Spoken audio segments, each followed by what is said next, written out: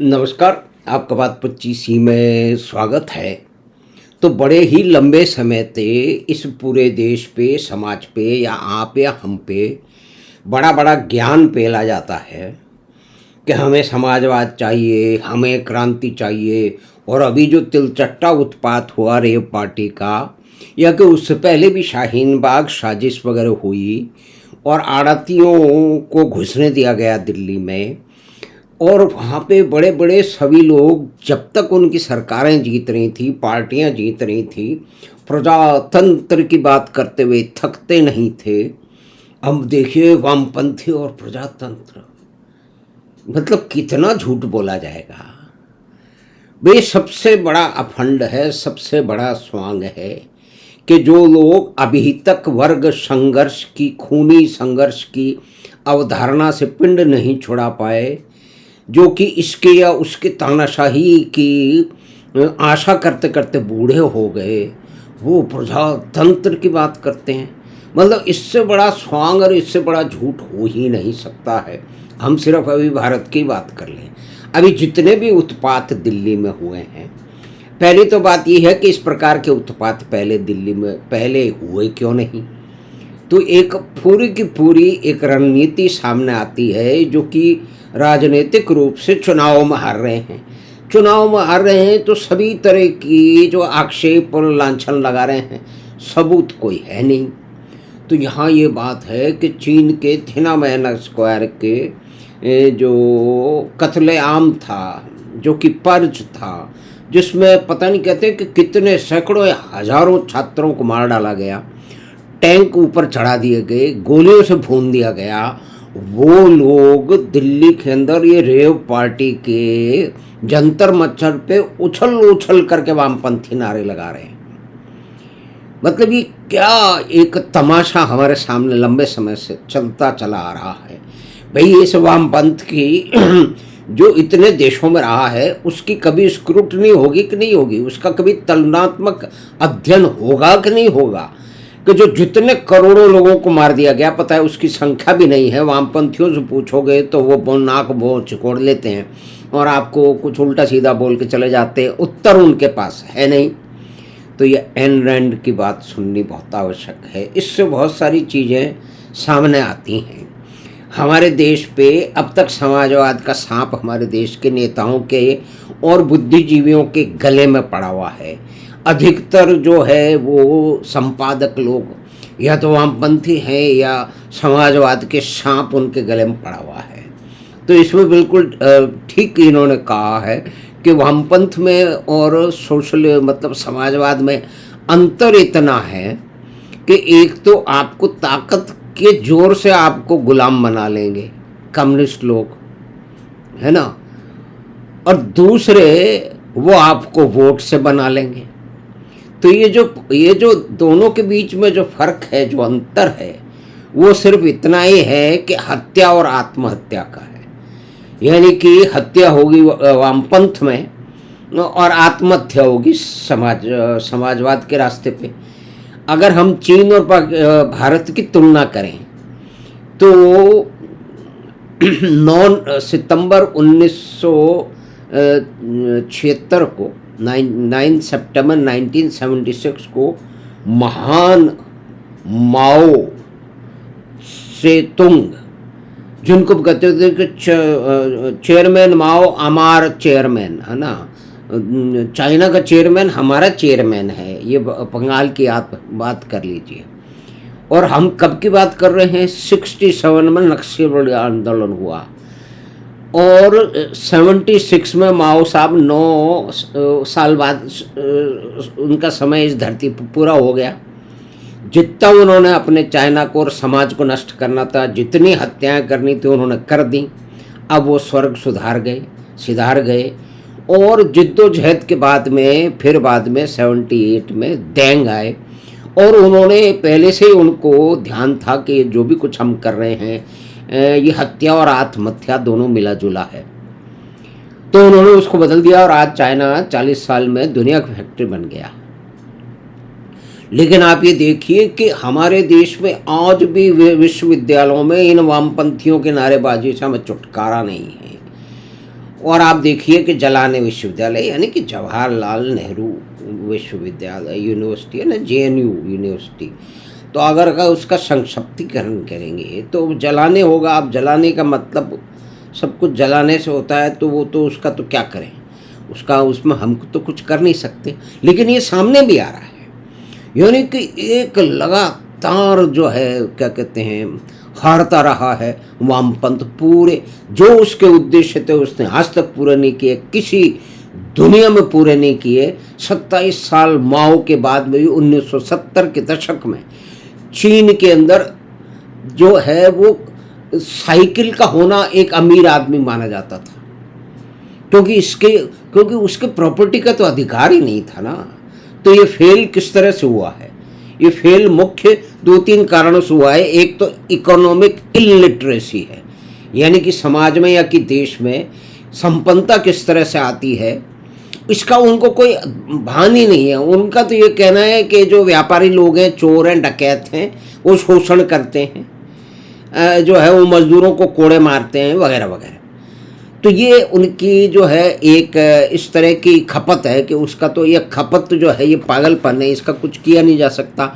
आज भी बुढ़े बुढ़े 70 साल के वामपंथी जिनके बच्चे अमेरिका में डॉलर कूट रहे हैं, जर्मनी में ड्यूशमार्क कूट रहे हैं, इंग्लैंड में जो पाउंड लेके जेबों में भर रहे हैं, वो यहाँ पे 15-16 लाख रुपए की गाड़ियाँ चला रहे हैं, लेकिन बात कर रहे हैं साम्यवाद की। यानी कि ये जो मिलियन और मार्क्सिस्ट है ये इस देश में भरे पड़े हैं।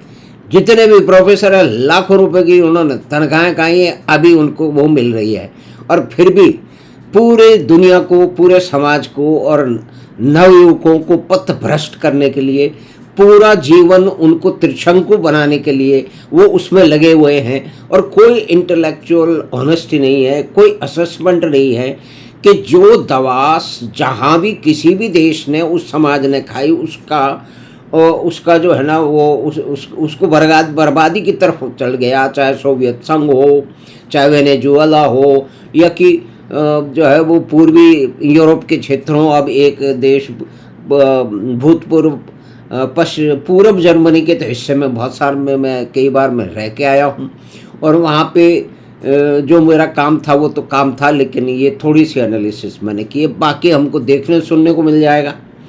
लेकिन ये पूरा का पूरा जो कंप्लीट एंड टोटल फेलियर है, एक तो इकोनॉमिक इम्पेरेटिव जो है ना, वैल्यू किस तरह से सोसाइटी में, और आपको प्राइवेट प्रॉपर्टी का आपको यानी कि आपको जो है वो अधिकार ही नहीं है। तो फिर एक जो इंसेंटिव है अब प्रॉफिट कमाने का, प्राइवेट प्रॉफिट का तो इंसेंटिव है, तो लोग काम क्यों करेंगे भाई? स्कूल की जो है वो उसके अंदर होता है कि एक क्लास में जो है वो परीक्षा हुई, तो उस क्लास के अंदर परीक्षा में ये देखा गया कि 50 लड़कों में से 5-6 लड़कों ने सबसे अधिक जो है वो नंबर लाए। अब वहाँ पे कुछ वामपंथी विचारक तो होते हैं ना भाई, यूनिवर्सिटियों में भरे पड़े। सिर्फ भारत की बात नहीं है, दुनिया भर की यूनिवर्सिटियों में ये कचरा भरा पड़ा है, जो कि आने वाले युवाओं को उसी तरह से त्रिशंकु बना करके उनको एक उल्टे जो है खुद के नष्टीकरण पे और समाज के नष्टीकरण पे डाल देगा। यानी कि जितने भी प्रोडक्टिव फोर्सेस हैं, ये जो कैपिटलिस्ट कंट्री हैं, इनका जब दौरा किया देंग ने, वैसे पहले भी वो बाहर पढ़ चुके थे तो उनको ध्यान था कि बाहर क्या है, लेकिन फिर से देखा और उन्होंने देखा कि भाई हम इतने पीछे क्यों रह गए हैं, भाई 70 साल पे माओ ने राज कर लिया, और उन्हीं के नाम पे जो है ना वो नक्सलवाड़ी का आंदोलन हुआ, उस पर आज भी मूंछें मरोड़ी जाती हैं, उसे याद किया जाता है, पूजा अर्चना। खैर पूजा अर्चना तो ये दूसरी तरह से करते हैं। भारत के वामपंथियों के सारे नायक बाहर के हैं, अंदर के भी कुछ बन गए थे। एक थे ज्योति बसु, जो देश के प्रधानमंत्री होते होते रह गए, वो आज तक उसके ऊपर रौला काटते हैं। अब बहुत सारे लोग मानते हैं कि देश बच गया, कई कारणों से बच गया, लेकिन वो अलग बातचीत है। तो ये चारों तरफ एक तो इकोनॉमिक कोई सेंस नहीं है, और दूसरी बात है कि आपने इंसेंटिव ही ख़त्म कर दिया। तो आदमी, हाँ तो वो जो क्लास की बात थी, तो उसमें 5-7 लोग नंबर लाए, बाकी सब जैसे लाते हैं आपके हमारी क्लास में सारे विद्यार्थी एक से नहीं होते, सारे अध्यापक एक से नहीं होते, सारे संस्थान एक से नहीं होते, परिवार में सभी लोग एक से नहीं होते, ये तो हम जानते हैं। लेकिन ये जो बराबरी का भूत पिशाच जो लोगों पर चढ़ा दिया है कि भाई सब बराबर हैं, तो सब बराबर ही हैं, तो जो उसमें कुछ लोग निपुण होते हैं, कुछ पढ़ाई में निपुण होते हैं, कुछ मेहनत में निपुण होते हैं, कुछ व्यापार में निपुण होते हैं, कुछ साइंस में निपुण होते हैं, तो समाज जो है वो असली समाज में जो वेल्थ क्रिएट की है वो एंटरप्रेन्योर उद्यमियों ने की है। और वामपंथ के सिस्टम में उद्यमी पसंद ही नहीं है, उसको नष्ट कर दिया जाता है। तो ये जो एक मुख्य बात है, तो मैं तो बार बार कहता रहता हूँ, हमारे कुछ मित्र नाराज भी होते हैं कि वे समाजवाद का सांप और वामपंथ का अजगर, वामपंथ का अजगर और समाजवाद का सांप आज भी इस देश में पड़ा, उसके गले में पड़ा हुआ है। इसलिए उसको छोड़ करके, उसको पूरी तरह से त्याग करके देंग के आने के बाद में चीन जो है वो 40 साल में दुनिया की फैक्ट्री बन गया। हमारे यहाँ 40 साल में तो कोई एयरपोर्ट खड़ा होता है, हमारे यहाँ 40 साल में तो कोई बड़ा प्रोजेक्ट होता है। यानी कि 30-40 साल पहले ये जो ब्यूरोक्रेसी जो है, जो समाजवादियों ने उसको उत्पन्न की है, और हर आदमी उस ब्यूरोक्रेसी का हिस्सा बनने के लिए चपरासी से लेकर कलेक्टर तक घूम रहा है। और कितने जो है वो क्या कहते हैं सरकारी क्षेत्र में नौकरियां हैं, कोई गिनती तो है ऐसा ना सामने।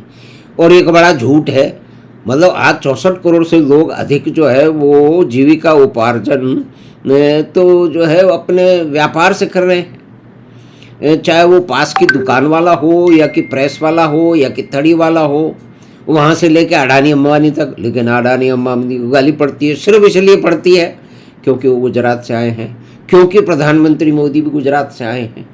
तो इसका मतलब ये इन वामपंथियों के द्वारा जितना भी कुप्रचार किया गया है और झूठ बोला गया है, यानी कि एक न्यूरमबर्ग टाइप का एक ट्रायल होना चाहिए इन वामपंथी विचारों पे, उसकी कोई समीक्षा होनी चाहिए।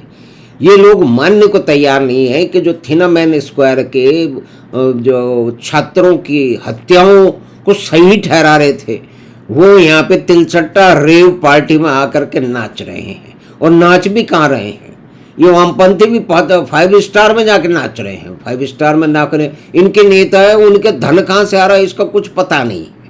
तो खैर, हमने एक मोटी मोटी बात की, माननीय स्वर्गीय एन रैंड के जो आंकलन है उसके हिसाब से कि जो है समाज की हत्या तो साम्यवाद के द्वारा की जा सकती है, बाय फोर्स आपको पीट पीट के मार दिया जाएगा, और दूसरी तरफ है कि आपको आत्महत्या के लिए मजबूर किया जाएगा समाजवाद में, यानी कि वोट देके। ये बिहार में देख लीजिए और पूरे देश में देख लीजिए, लेकिन मुख्य तरह से बिहार और उत्तर प्रदेश को देखा जा सकता है। इन 2017 से पहले का उत्तर प्रदेश, अब तो योगी जी ने आकर के उसको ठीक कर दिया है, सबसे अधिक जो है ना वो आगे चल रहा है उन्नति में। तो हमने बात की कि ये वामपंथ मोटे, मतलब इसमें कोई कई तरह की बात करने की ज़रूरत है कि भाई माओ कहाँ फेल हुए, 27 साल में माओ ने क्या दिया चीन को, और आज तक हमारे देश के वामपंथी जो है क्यों मूंछ मरोड़ते रहते हैं उस नक्सलवाड़ी आंदोलन क्या दिया है। उस नस्लवाड़ी आंदोलन और वामपंथियों ने इस देश के सबसे अधिक संपन्न राज्य और समाज को, जो कि विभाजन के समय था, उसको नष्ट कर दिया है। कभी उसकी जीडीपी में कंट्रीब्यूशन 25 से 30% था, आज 5 से कम ले आए हैं। जो भी लिबरलाइजेशन हुआ 1991 के बाद में, जो कि मतलब इसमें किसी भारत के ऑक्सफोर्ड में पढ़े हुए प्रधानमंत्री की कोई लियाकत का काम नहीं था। IMF ने कहा था कि आप डेट सर्विसिंग कर नहीं पाओगे, उद्यमियों को आपको खोलना पड़ेगा, तो वो मजबूरी में किया था। यानी कि समाजवाद के अगर 2 सांप या 4 सांप पड़े हुए थे गले में, तो 1 या 2 को हटाया गया। लेकिन अभी भी इस देश के समाज के गले में समाजवाद का सांप पड़ा हुआ है, और जो वामपंथ का अजगर है वो बार बार बूढ़ा हो चुका है अजगर, वो सब कुछ निकलने के लिए तैयार बैठा है। वो हर उत्पात में उसके जो झंडावरदार हैं, जो कि झूठी झूठी बातें बोलते हैं, क्रांति की सुगंध जिनको आ रही है, वो पूरे के पूरे लोगों को गलत खबर देते हैं और पथ भ्रष्ट होने के रास्ते पे छोड़ देते हैं। जैसा कि बहुत सारे देशों के अगर तुलनात्मक अध्ययन करें, चीन और भारत का ही कर लें, तो उसी में सामने आ जाता है किस तरह से बंगाल को इन्होंने, पश्चिम बंगाल को बर्बाद कर दिया। जो सबसे संपन्न राज्य था, वामपंथियों ने किया, उनके साथियों ने किया। ये बर्बादी अभी तक चलती रही है, अब परिवर्तन सामने है। तो हम आशा है कि बातचीत आपको पसंद आई होगी। तो आप चैनल बात 25 को सब्सक्राइब करें, लिंक अपने मित्रों और परिवार के साथ साझा करें। हम आपसे फिर मिलेंगे बात 25 की अगली बात में। धन्यवाद, नमस्कार।